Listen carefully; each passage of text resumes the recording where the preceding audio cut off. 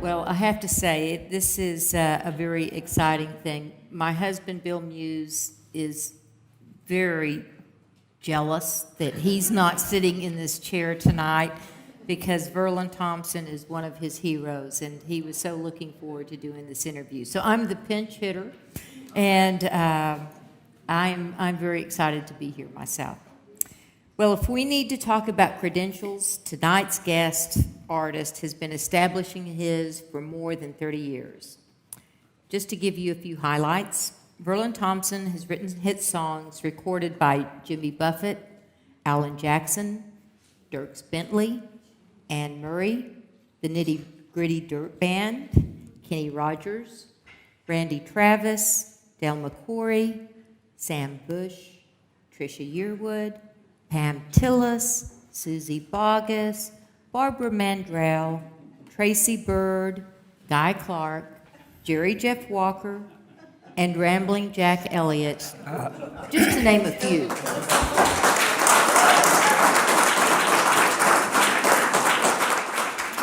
He was initially hired as a songwriter in Nashville by a little lady by the name of Loretta Lynn. Yes, that Loretta Lynn. And many of his songs have spent time in the upper echelons of the Billboard Top 10 chart. He has Grammy and IBMA Song of the Year Award nominations, and several of his songs have earned BMI Million Airplay Awards. Not bad for a fellow who, to the general public, is best known for his guitar picking and 20-plus years he spent as Guy Clark's sidekick. But he's a songwriter. Verlon has been to Kerrville, Texas many times, including an appearance a little over a year ago at Music at the Mansion. These days, he's been the subject of a video documentary that tells the story of his musical life, and he recently has added hosting a PBS television series to his resume, a program not too unlike this one, but he's really good. Anyway, I could sing his praises all night long, but I'd rather get on with letting him do his magical show and tell, all about the art and craft of songwriting. Please welcome back to Kerrville and to Schreiner University, Verlon Thompson.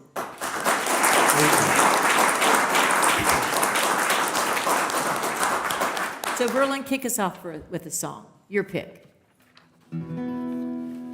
Well, I'll start you off kind of like, I start off most nights like this, because most of my shows are not really shows, they're conversations.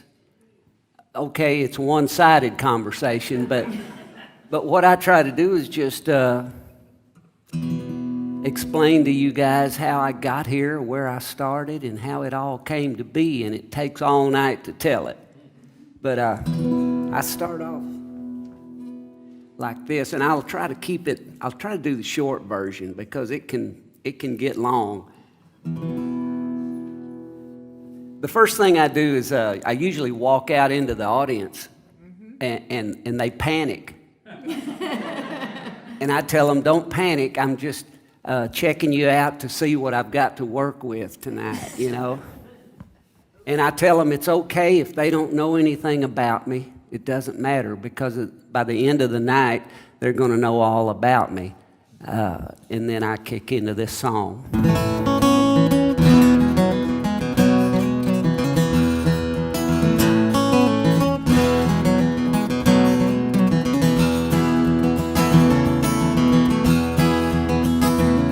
Well, I went to Nashville 40 years ago from Oklahoma. I walked away from rock and roll to get my honky-tonk diploma. I was hungry, young and hungry, and I was looking for an offer. And Miss Loretta Lynn, she took me in, that sweet coal miner's daughter. Bless her heart. But she never did do one of my songs. But one day she sat me down and she said, darling, you should hang around with guys like Holyfield and Harlan. Now let me stop here and explain who I'm talking about when I say Holyfield and Harlan. I'm talking about two great songwriters that came to Nashville about 10 years before I came there. The first being Waylon Holyfield. Waylon Holyfield wrote a bunch of big hits. The one you might remember the most is Could I Have This Dance for the Rest of My Life? That's Waylon Holyfield. And when I say Harlan, I'm talking about another great songwriter that came down from Detroit City, a guy named Harlan Howard. Harlan wrote songs like, well, Harlan wrote everything that Waylon Holyfield didn't write.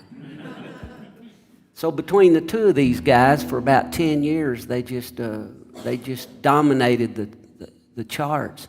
And that's why Loretta Lynn set me down in a chair and said, now, darling, you should hang around with guys like Holyfield and Harlan.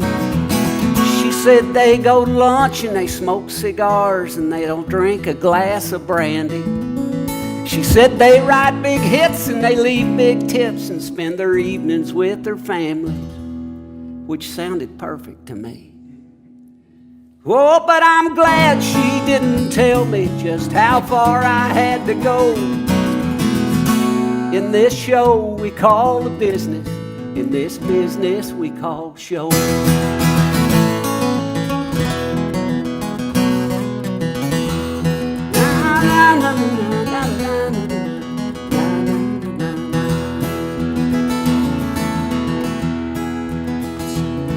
So I played the Hickory Holler Mall, and I played at Union Station. And I learned to do a pretty good Johnny Cash impersonation. And then one night he walked out of the back. It was him and Miss June Carter. I ain't lying to you. I was playing in a little joint. They stuck me at the end of the bar, and I was playing for tips. And when you're playing for tips, you do whatever it takes to make an extra $1 or $2. So I had just finished doing something like this. I keep a close watch on this heart of mine. I keep my pants up with a piece of twine. I keep the ends out for the tie that binds. Because you're mine, you pull the twine. Anyway, you know, I made a couple extra dollars and I was feeling pretty good about myself. And then the door opened back in the corner of the little place. And out of this private room, there stepped the man himself. This could only happen in Nashville, Tennessee. But there he was, Johnny Cash. And right behind him was June Carter. And he walked right through the crowd and he came up to me and right in front of the microphone and he said, son, he said, I've heard better, but I ain't heard nobody try no harder. Then one night he walked out of the back. It was him and Miss June Carter. And he said, son, I have heard better. Yeah, but not one who tries harder. So I put that in my bio. I told everyone I know. I said, man, I'm in this show we call the business. It's a business we call show.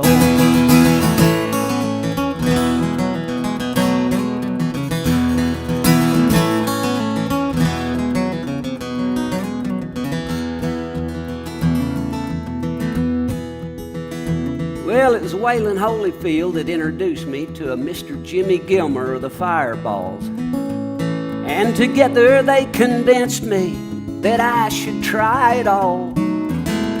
Yeah, but later it would come to pass I could not play that part. 'Cause I just could not kiss nobody's to get my records on the chart. I just couldn't do it.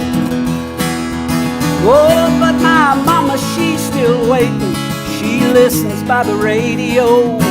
I say, mama, it's just a show we call the business. It's just a business we call show.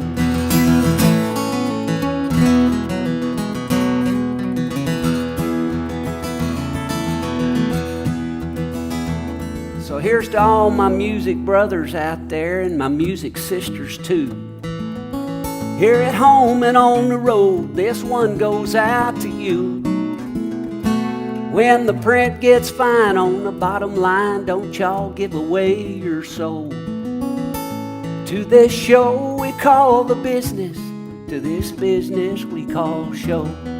It's just a show we call the business, y'all. It's just a business we call show.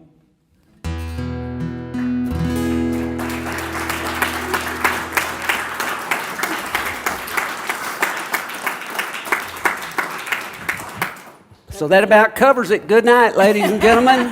Oh, we're not done yet. So let's get the vitals out of the way. What's the name on your birth certificate? The name on my birth certificate? Yeah. Verlon Keith Thompson. Verlon Keith. Yep. And the place? Born in Ardmore, Oklahoma. Just across the line, just across the Red River, a little ways. That's where my mom was born and raised, up in that area. Yeah. Beautiful country. Yeah, it is. And what is your earliest recollection of hearing music being played? Oh, I'm going to say probably hearing my mom play her mandolin. She was a mandolin picker. I think I'm going to get this right now, her sister's brother, her sister's boyfriend bought a mandolin, her sister's brother. No, her sister's boyfriend, her older sister's boyfriend, bought a mandolin and he couldn't play it. And he gave it to my mom, and she took to it, and that's the first musical sounds I remember is my mom. In fact, that's why she started teaching me how to play the guitar so I could back her up. Yeah, I mean, she needed a backer, you know. So what is your earliest recollection of either writing or performing a song? You know, I don't know why, but I've been writing ever since I can remember. Really? Yeah. But the first one I really, truly remember, you know, people tell you stories and you start thinking you remember stuff when you don't. But the one I do remember was in my third grade show and tell class at the little Lokiba Sickles grade school. I played them a song that I had written.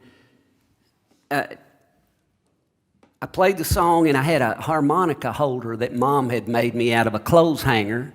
She bent the end of it with the pliers, and you put the harmonica in it. And I learned, and she had these hand signals like blow, suck, left, right. And I could actually read her hand signals, and I learned to play the harp. And my parents listened to mainly the old country music stuff. It's really all we heard on the radio too. And so I heard a lot of Johnny Cash and Merle Haggard, and I heard all these prison songs. And I thought, well, apparently everyone goes to prison at some point. And I thought, I'm going to go ahead and write my prison song now, and I'll be ready for it. And I wrote a little tune. I can't remember all of it, but it was okay.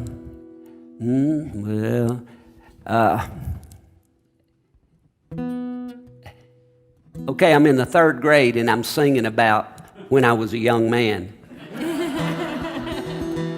When I was just a young man, sitting on my mama's knee.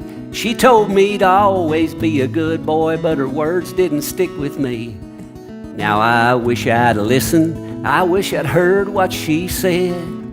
'Cause here I sit in prison, I'm lucky that I ain't dead. Why didn't I listen to my mama? Why didn't I hear her plea? Why didn't I listen to my mama and the words she said to me? Not bad for a third grader. That is impressive.